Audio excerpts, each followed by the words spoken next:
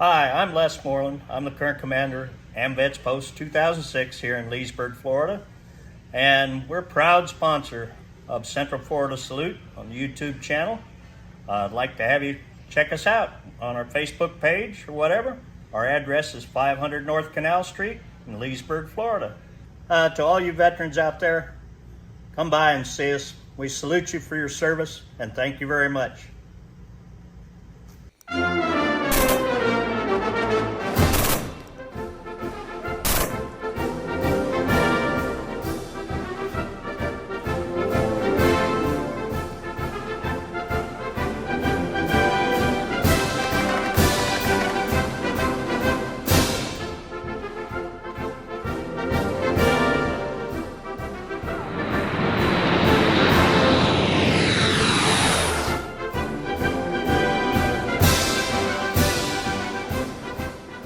Hello, welcome to Central Florida Salute YouTube.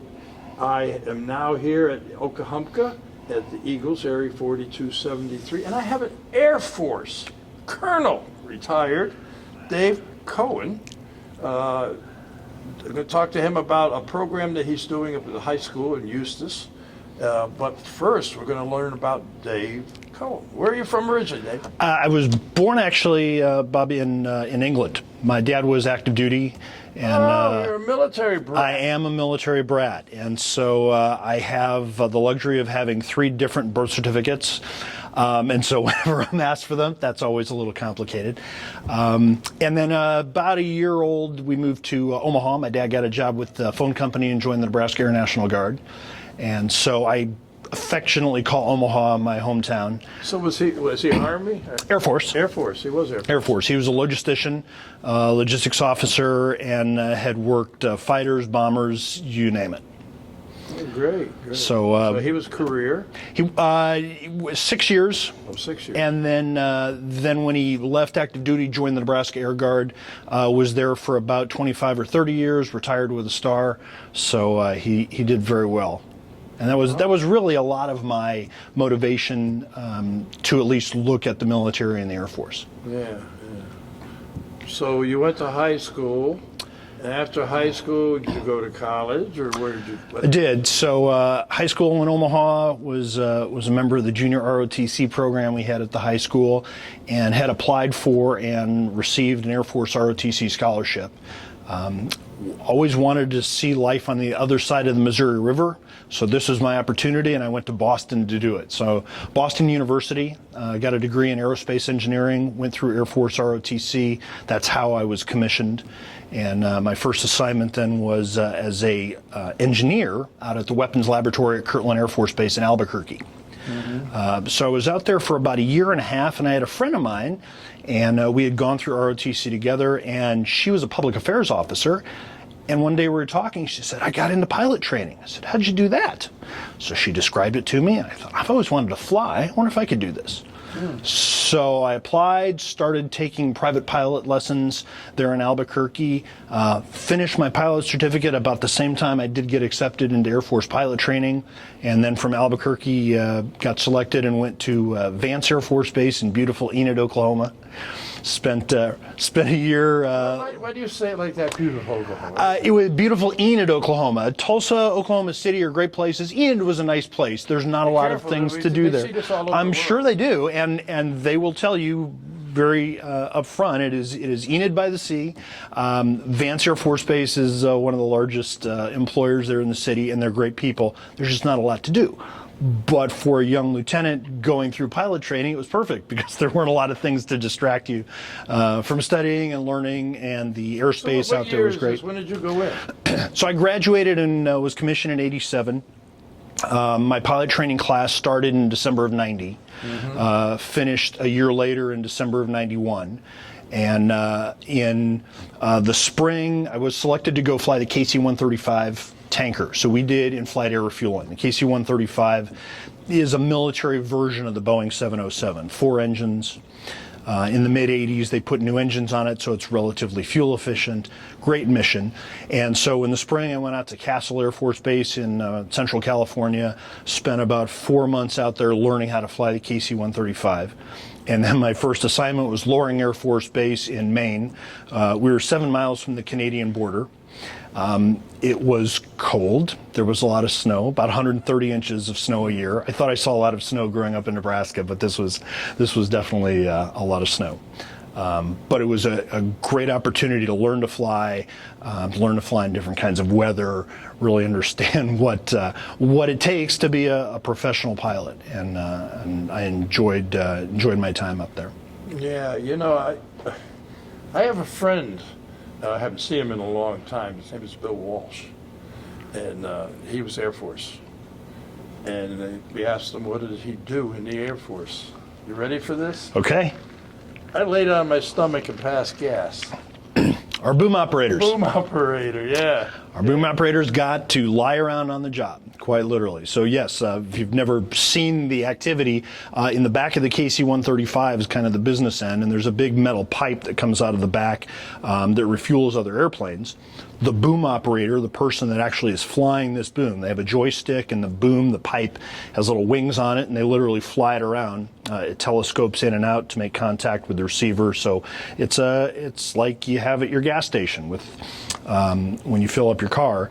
And the position that they have is lying prone down, looking down out of the back of the airplane through a window. I thought it was rather amusing. It's hilarious. They also like to say that it's the only job where they get a bunch of officers to go take them to work.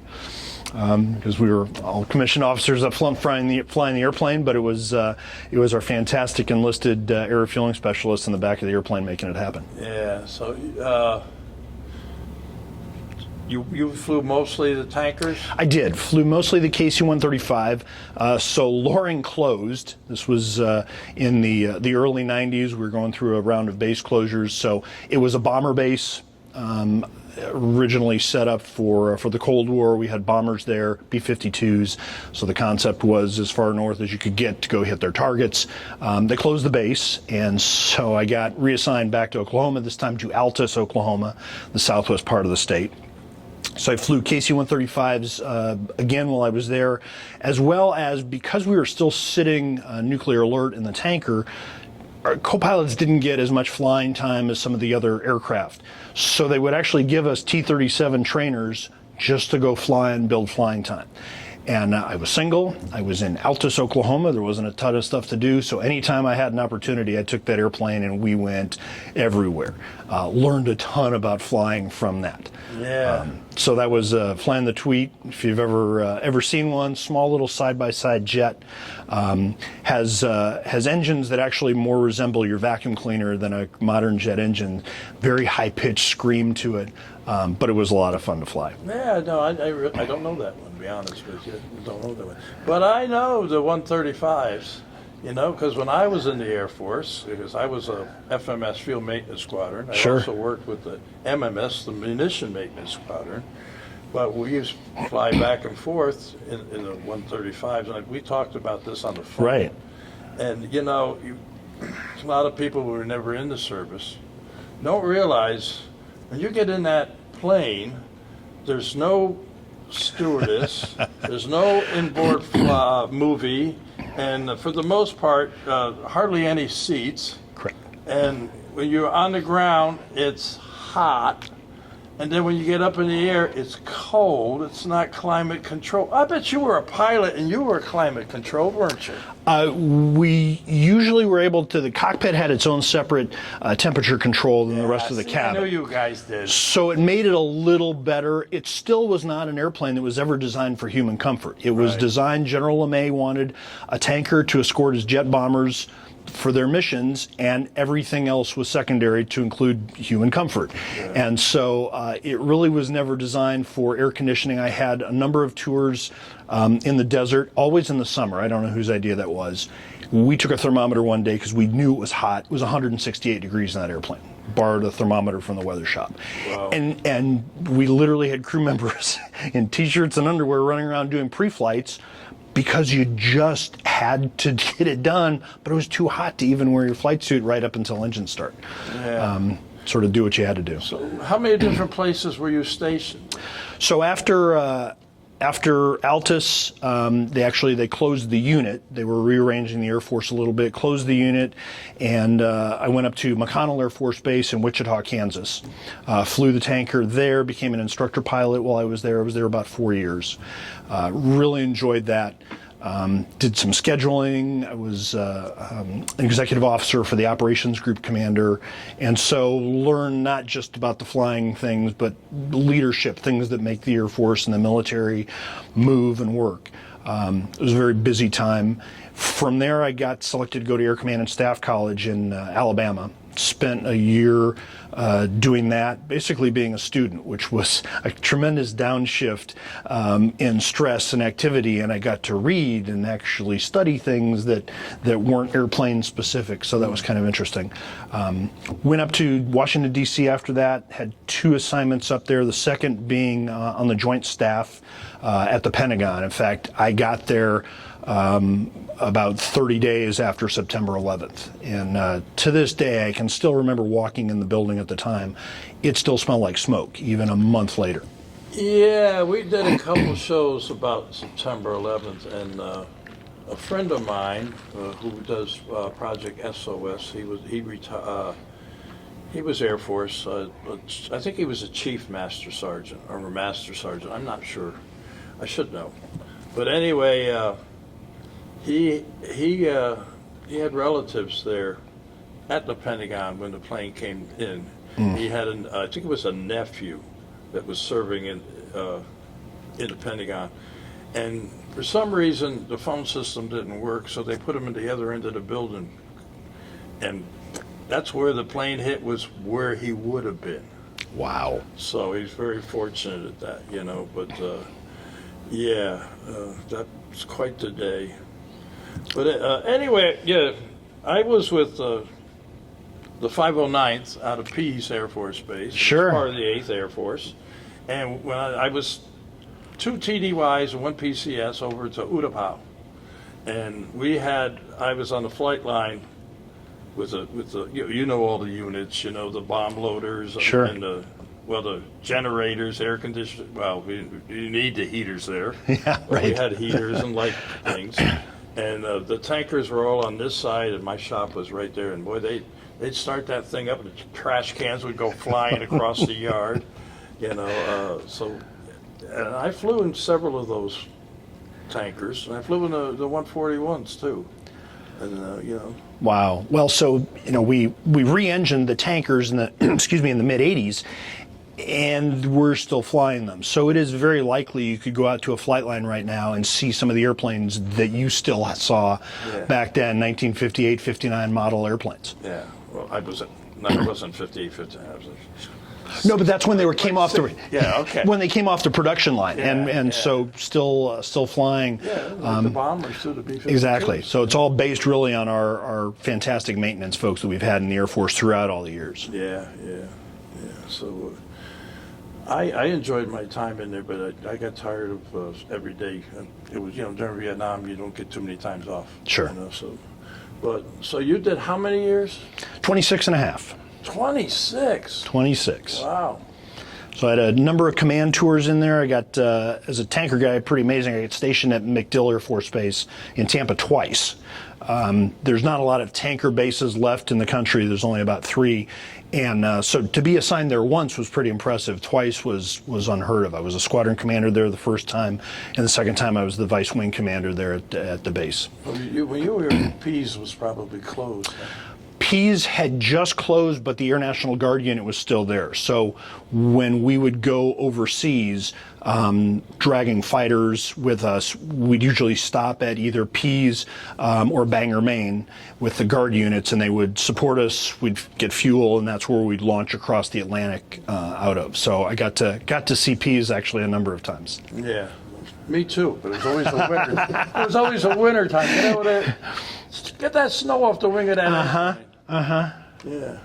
Well, see, I'm jealous with you because you you were in a tanker and you had a window. I never got a window. I did have a window. I at least was able to, and the view out of the 135 was always a good I one. give you a lot of credit. Our pilots are amazing people.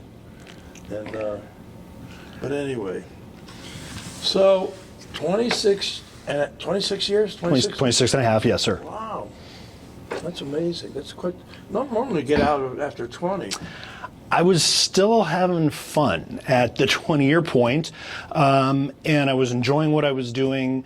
I think right around then I also was promoted to colonel, and so I thought I'd stick around. I think I was out at Edwards Air Force Base doing flight tests around that time, and I was still enjoying it. And Did you go to a lot of different foreign countries? I touched every continent except Australia and Antarctica. But yeah, so it was because we don't have a lot of tanker bases overseas. There's actually two, one in England and one in Japan. What about Okinawa? That's the one in Japan. Yeah. So, but that's it. So every place else that we need tanker support for, you have to deploy. And so not counting any of the wars and the conflicts, but just moving aircraft across the ocean, moving fighters. One of the greatest trips we had was the country of Singapore had bought new F-16s, and they fly them out. They don't just put them in a box and ship them. So they got flown out. Well, we escorted them all the way across from the U.S. over to Singapore, refueling them as we went across to various places, and that was a really good trip. There was all kinds of great stories from that trip. Yeah, some of them we can't tell. Some of them we probably shouldn't tell here, that's right.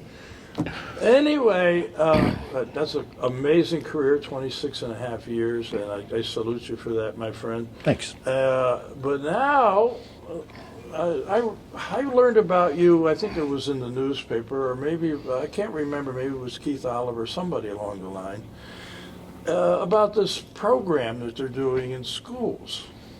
And you want to talk about that? Sure. So it's got a little bit of a history. So I retired out of the Air Force 2014, went to work for Disney for a couple of years, and I had a buddy who was teaching Air Force Junior ROTC in a high school in Miami-Dade. And he sent me a note one day and said, "Hey Dave, there's a position in Orlando, just if you're interested." Never thought about it.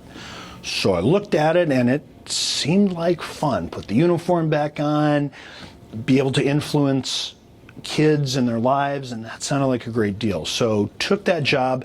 It was in Orlando through the Orange County school system. And they were excited when I went to interview. They said, "So you're a pilot?" I said, "Yes."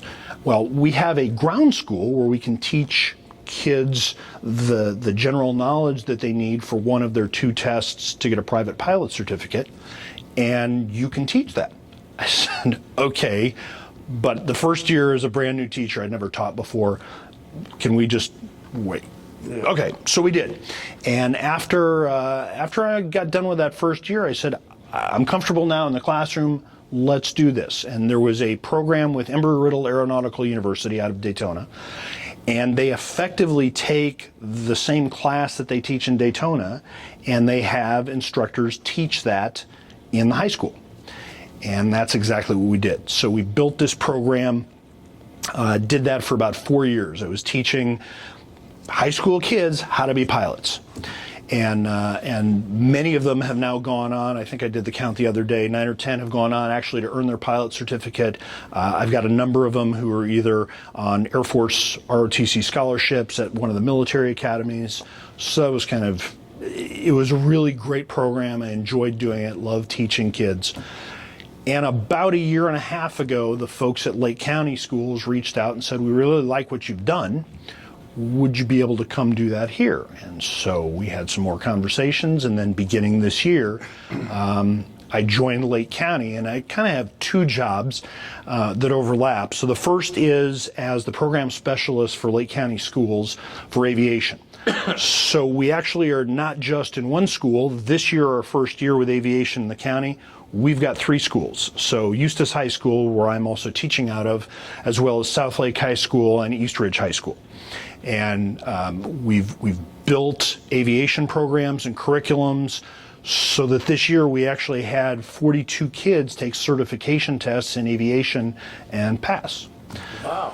So that's kind of one side of my job, and then the other is in the classroom for 5 periods a day, teaching kids, whether they're sophomores, juniors, seniors, freshmen even, about aviation. Some of it is some of the basics. Here's the history of aviation. This is the career opportunities you may see. Some of it is very specific. We'll talk navigation, and we'll talk how to use some of the systems in the aircraft and how the engine works. And the goal is to at least open their eyes to what's possible in aviation. The Boeing company does a study every year, and they try to plan out over the next 20 years how many aviation slots are going to be available, whether it's commercial pilots, maintainers, flight crew, exactly. Yeah, right. And the last one that just came out, there's somewhere in the neighborhood of about 800,000 open positions they're forecasting over the next 20 years around the world, 200,000 in North America alone.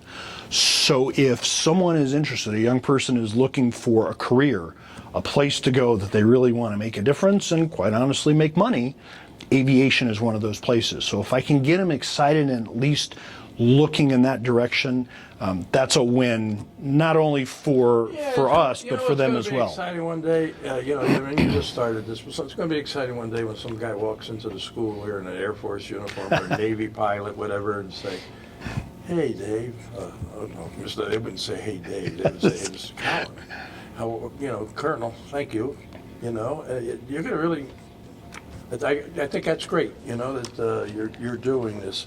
But you have, and I know because you sent me pictures, and we're going to be putting pictures in during this interview. Okay.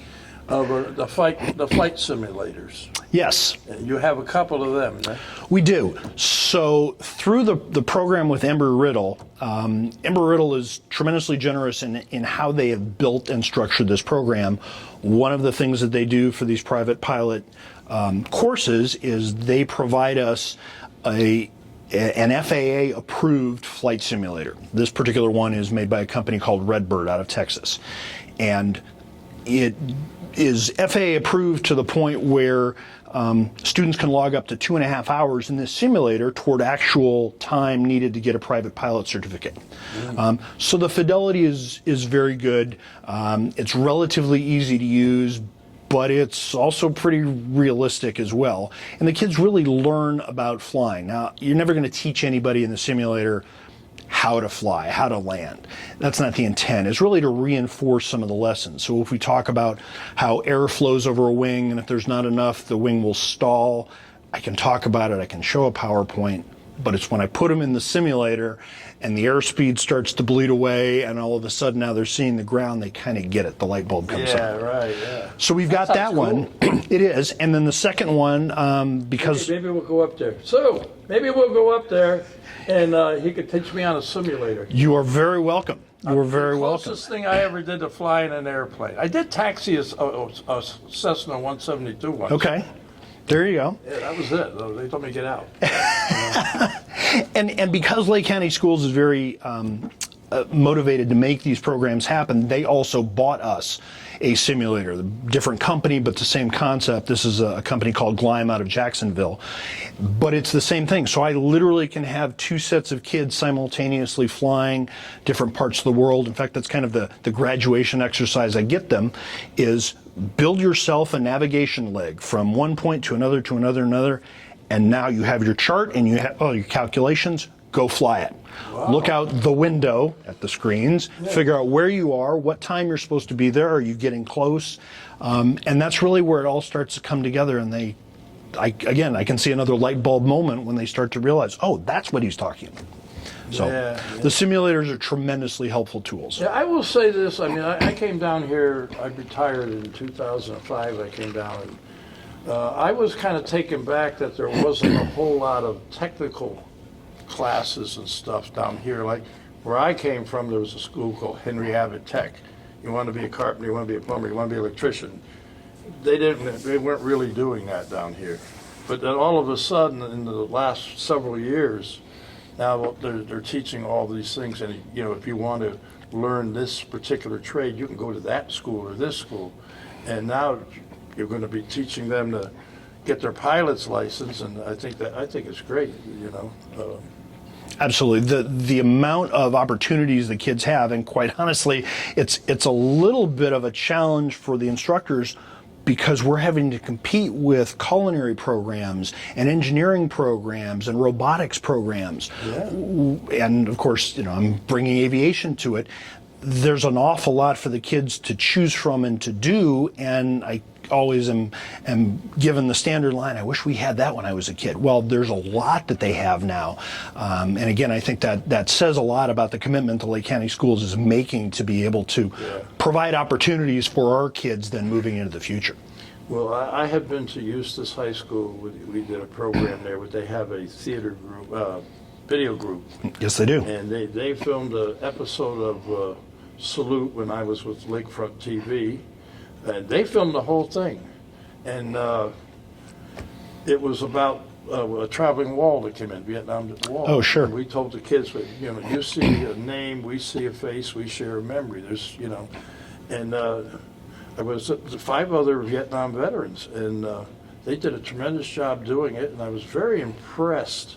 I think Leesburg might be starting to do a video class, They could be. I'm not familiar. I know ours is very top notch. They put out a video every week. In fact, they did a fantastic job. They just videoed our graduation. Big football stadium. It was like a full scale sports production that say ESPN would do, and they had the cameras and I was very impressed, and our kids were running it. When you go back there and your kids, they want to see some shows. You tell them about Central Florida Salute YouTube. Yes, I will. Because there's 2 episodes there where I was on a B-17. Oh, very cool. There's another episode where I flew in a B-29, the same plane, the same type of plane that dropped the atom bomb. Sure. And you'll see men like Donnie Cochran, he was retired from the Navy. He was in charge of the Blue Angels. And you can also see Dan Teal, who was a Tuskegee Airman. Fantastic. And listen to his story. That's great. There's a lot of aviation stuff. Not just aviation. We have all kinds of, service people, Navy, Army, whatever. Sure. And I always liked flying. I did. I did 4 years, and I kind of sometimes wish I had stayed in, but it was a period of time where I got tired of working 6-7 days a week. No, believe me, I understand that. Deployments are very similar to that concept. The only plus, of course, is that it will end at some point. Yeah. The problem with me was they sent me to New Hampshire, and I'd be up there in the snow during the winter, and then they sent me overseas, and I'd be in Southeast Asia, and then I come back, and I'm in the snow again, and I never get to see much of New Hampshire because it's snow. Right. So finally I volunteered for Vietnam and Thailand, and I went back to Thailand for the 3rd time. But I enjoyed my time in the Air Force. I got to see the Black Hawk, SR-71 take off a couple times. Got to see U-tubes. Great. And of course the bombers, and the tankers. There you go. Yep. Never had a window though. But so anyway, this program you're doing now through the school system, if there's a kid watching and they want to learn about this, how do you go to the Board of Education? Do you have a Facebook? Or? So if they're interested, if they call over to Eustis High School, there's a mechanism through the guidance counselors where they can actually pick a high school, especially if they're not their neighborhood doesn't go to that high school. They do have a choice, and there's a process to do that. And I suggest they get with their guidance counselors. But if they do have questions, by all means, they can reach out to Eustis High School, and they can put them in touch with me, and we can talk about what the program entails and what they get out of it. I think it's a fantastic program. It opens young people's eyes to what they can be, and their career and everything. Just that, I'm a little too old now. Maybe for the high school piece, but we can still put you in airplanes. Okay, I'm ready. My partner's coming with me. There you go. Anyway, I want to thank you for coming on the show. My pleasure. Any particular event or mission or something you might want to talk about? So one of the other things that we are heavily involved in is an aviation club that actually operates out of the Umatilla Airport, and it's in partnership with the Lake County Schools Foundation as well as the Experimental Aircraft Association chapter up there in Umatilla. And one of the things that the kids do, it's every Friday during the school periods or after school during the school year, and they will go up and they're actually building an airplane, which is pretty amazing to watch, that will eventually get an engine on it and go fly, and that's how big? Pretty. It's a light sport aircraft. It's an RV aircraft, so 2 people. It's probably You can about actually put 2 people and fly it? yes. Yes. Wow. So 2 people will sit in it. They've got the tail section is pretty much done. Each of the wings individually has been assembled. They're working on the main part of the fuselage right now. That's amazing. And it's the generosity of the Lake County Schools Foundation that really has helped us be able to fund and afford this. In fact, we're now looking actually at buying the engine because you need one of them. You need one of those. That's sort of an important thing. Yeah. And then the intent is fly it, paint it, sell it, and start all over again. And the kids actually are doing the work, and that really is one of the great things. They're pulling rivets and they're tightening and moving things through. Imagine the thrill of a young person being able to get into a program like that. Yeah, it's pretty cool. So we're excited about that, and again, really appreciate all the effort and generosity from the Lake County Schools Foundation. That's been tremendous. Well, sir, I want to thank you for your service to our country. I want to thank you for what you're doing. Thank you. Dave, Colonel. Can I call you Colonel? Or you can call me Dave, either one. So don't call me late for dinner. Exactly. But I unless you have something else, we're going to wrap this up. Because, I appreciate your time. Time restraints, and we got something coming up here in the Eagles, so we have to get out of here. I understand. But we're going. I'm looking forward to come fly with you. You know. You still fly? I do, yes. In fact, I'm a flight instructor, and I don't have a lot of students because my schedule's a little busy, but I do, at a minimum, I try to at least get up a couple times a month. My wife and I sometimes will just go places for lunch. Where you fly, Cessna? Cessna 172, primarily. And it's just being able to get up there. Somebody asked me why I do it. I said, because it's never the same thing twice. It doesn't matter if the day looks the same, it's still never the same thing twice. And that challenge is just, I love it. Well, I'm going to tell you something, Colonel. I've never flown in a Cessna 172. We got to fix that. But I did work at a Danbury airport, and I used to jump on the tail and lift the front end of the plane up so I could park it and then fill it with fuel. Yes. You know, but I never actually went up. I did go in a Cessna 210 once. Okay. You know, with the prop in the back behind Right. us. And the guy's saying, this is great. We're doing 200 miles an hour. And I'm going, I was flying in tankers and, you know, cargo planes and stuff. And this seems like a lawnmower engine on a piece of aluminum. Yeah, it's a much slower experience than in a 135, it was that's for sure. weird. Yeah, it was weird. But, yeah, anyway, I appreciate what you're doing, appreciate what you've done, but it's time to say goodbye. Yes, sir. And we're going to look at that camera right there and follow my lead. Okay. You think you saw it at the last show. I did indeed. Okay. To all our veterans out there, our active military and their families, we salute you for all you do. Till next time. Thanks, buddy. Thank you. Appreciate it.